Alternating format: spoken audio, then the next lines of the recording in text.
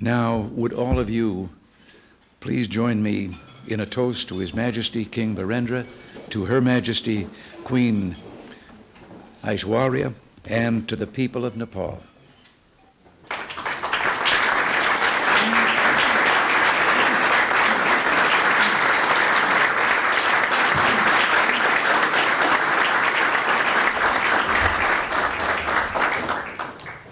Mr. President, Mrs. Reagan, distinguished ladies and gentlemen, I'm touched by your cordial welcome and the warm words with which you and Mrs. Reagan have received us here in Washington. We're equally honored by the generous remarks you, Mr. President, have just made about my country and people.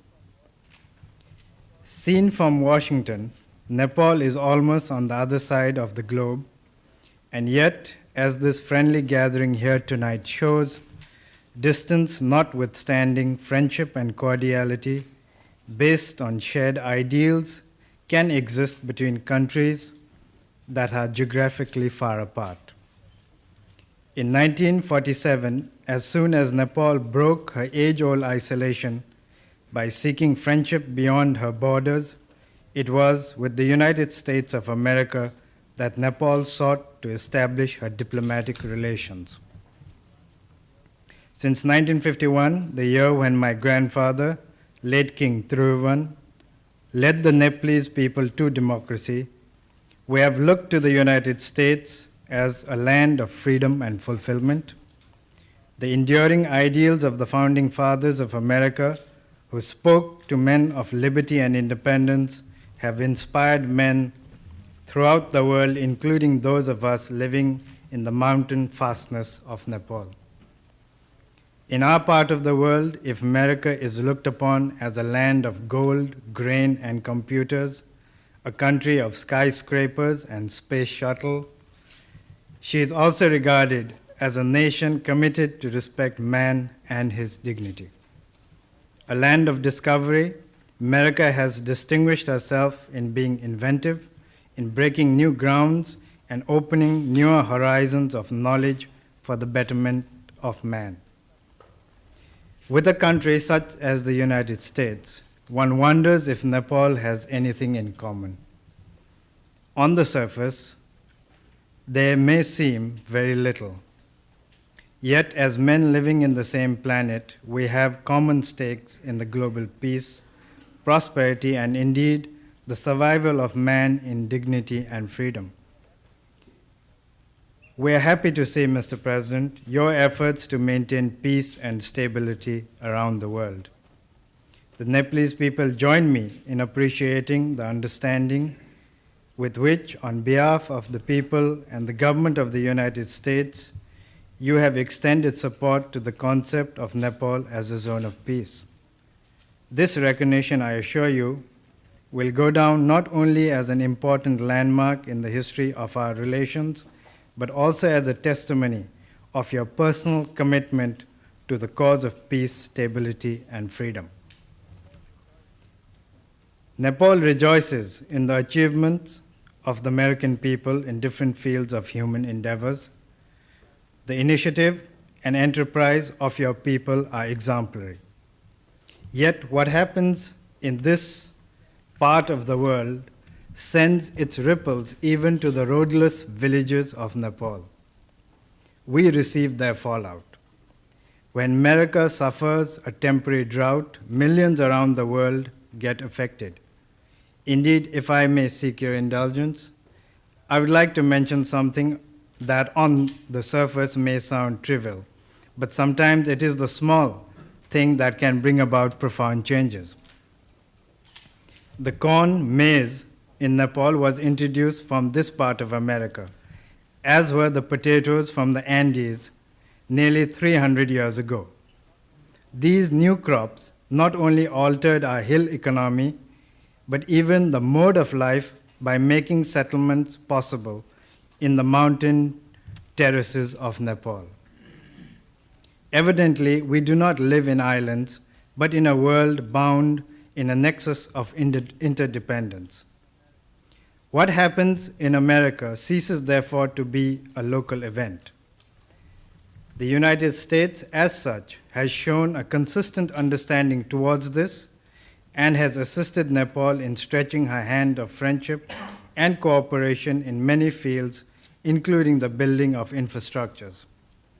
May I take this opportunity, therefore, to thank you, and through you to the people and government of the United States for the support we have received in meeting the challenges of development in Nepal. Mr. President, in recent years, America has brought glory to humanity by landing man on the moon. It is indeed thrilling to reflect that one can soar into space to explore the unknown and scan the stars. Yet these adventures into outer space would carry still deeper meaning if the part of humanity living in Nepal could also rid themselves of their continuing poverty. Herself a least developed, landlocked country, Nepal has always sought understanding and cooperation from her friends and neighbors. In fact, since the time I assumed responsibilities, I have sought that the minimum of basic needs must not be denied to people anywhere in the world. In this regard, I take comfort in the reassurance that the United States will continue to extend cooperation on a long-term basis into the future. Modern technology, Mr. President, has reduced distance and joined us all into a family of nations. This situation demands that we create an enduring relationship based on a sense of purpose and meaning. Were Nepal and countries in her region willing to join hands with the United States and other international agencies in a creative effort for prosperity by putting into use a fragment of their human and capital resources to harness the water potentials of Nepal, it would not only enable them to walk over a long road to progress for our region as a whole, but would also continue to build bridges of understanding between a most advanced and a least developed nation of the world. It would also mean eliminating the perils of hunger on the one hand and the danger of instability and extremism on the other. I have no doubt that Nepal and the United States can cooperate in many fields of creative endeavors. As countries that have shown respect to the uniqueness of the individual, we believe in the conservation of the natural as well as the spiritual heritage of man. But most important of all, we both honor the freedom of man and the independence of nations. In this regard, we appreciate the support the United States has shown consistently to our identity as a nation. Mr. President, I cherish the fruitful exchange of views we have had recently with each other.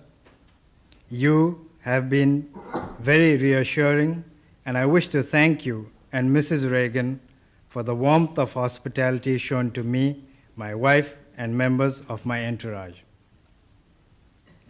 Excellencies, ladies and gentlemen, may I now request you to join me in proposing a toast to the health and happiness of President Ronald Reagan of the United States of America and the First Lady, Mrs. Nancy Reagan, to the peace and prosperity of the American people, and to the further development of friendship between Nepal and the United States. Thank you.